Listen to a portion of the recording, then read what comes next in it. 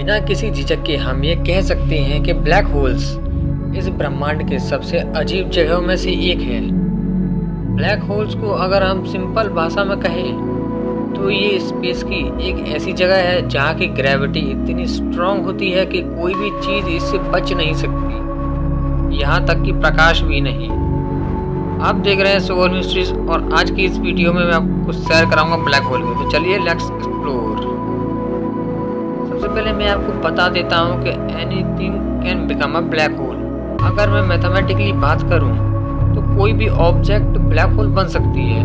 किसी भी चीज़ की डेंसिटी या घनत्व जितनी ज़्यादा रहेगी उसकी ग्रेविटी यानी कि गुरुत्वाकर्षण शक्ति उतनी ज़्यादा हो जाएगी। देखिए, ब्लैक होल सिंपली एक डेंस ऑब्जेक्ट है जिसका घनत्व और इसके चलते ग्रेविटी इतना ज़्यादा रहता है कि ये लाइट को भी अपनी तरफ खींच लेता है। और लाइट इस यूनिवर्स की हाईएस्ट यानी कि उच्चतम स्पीड में ट्रैवल करती है। तो अगर लाइट बचकर नहीं निकल पाती तो बाकी सारी चीज़ें कहाँ से निकलेगी? ब्लैक होल की ग्रेविटी से। किसी भी पदार्थ को ब्लैक होल बनाना तभी पॉसिबल है जब हम किसी भी ऑब्जेक्ट को बहुत ही ज़्यादा कंप्रेस कर दें। अगर आप माउंट एवरेस्ट को कंप्रेस करके 1 नैनोमीटर से कम साइज में कर दो तो वो ब्लैक होल बन जाएगा। अगर आप धरती को कंप्रेस करके 1 मटर के दाने जितना कर दें तो धरती भी ब्लैक होल बन जाएगी।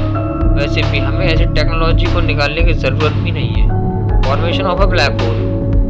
ऐसे बहुत सारे स्टार्स हैं जिनका साइज धरती से लाखों गुना ज़्यादा है। तो जाहिर सी बात है, अगर हम स्टार को इतना छोटा कर दें कि वो धरती के साइज में आ जाए वो एक ब्लैक होल बन जाएगा।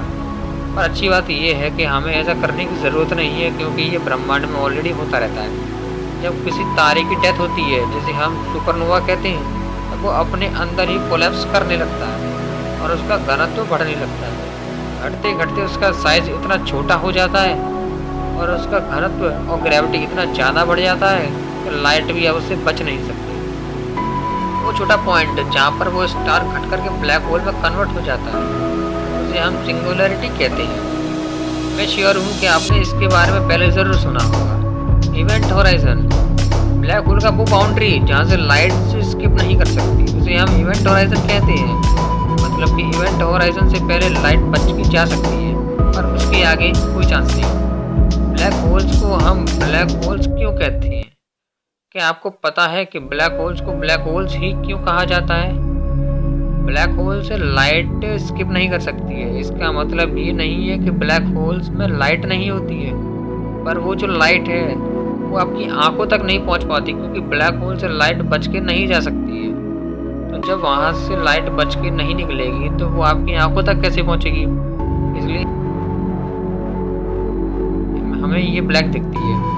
Black hole effect time. Black hole time को भी इफेक्ट करता है। ब्लैक होल का घनत्व इतना ज़्यादा होता है कि ये स्पेस टाइम को डिस्टर्ब कर देता है। जो ऑब्जेक्ट ब्लैक होल के सामने होता है वो ऑब्जेक्ट टाइम को धीरे अनुभव करता है। मतलब ब्लैक होल के सामने का टाइम बाकी जगहों के हिसाब से धीमे चलता है। मान लीजिए कि आप एक स्पेसशिप में बैठा जो ब्लैक होल का चक्कर लगा रही है। मान लीजिए कि इवेंट राइज से ये दूर उससे एक जोन पर चक्कर लगा रही है। उस समय उस स्पेसशिप का टाइम बाहर के मुकाबले स्लो हो जाएगा और आप टाइम ट्रैवल कर पाओगे।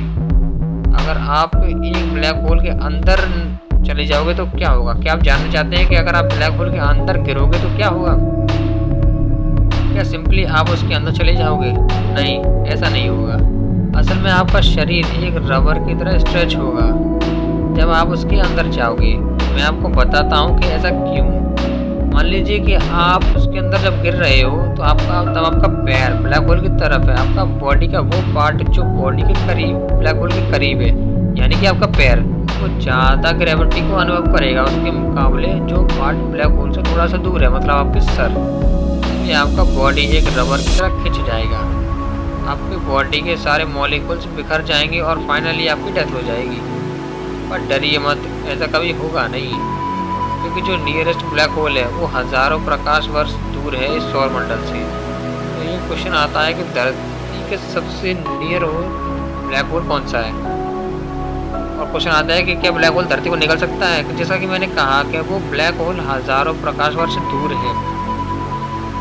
माइनस X1 नाम का एक ब्लैक होल है जो धरती से 6000 प्रकाश वर्ष दूर है और उसका मास सूर्य से 15 गुना ज़्यादा है, पर वो इतना दूर है कि धरती या फिर सौर मंडल पर इसका कोई प्रभाव नहीं पड़ेगा।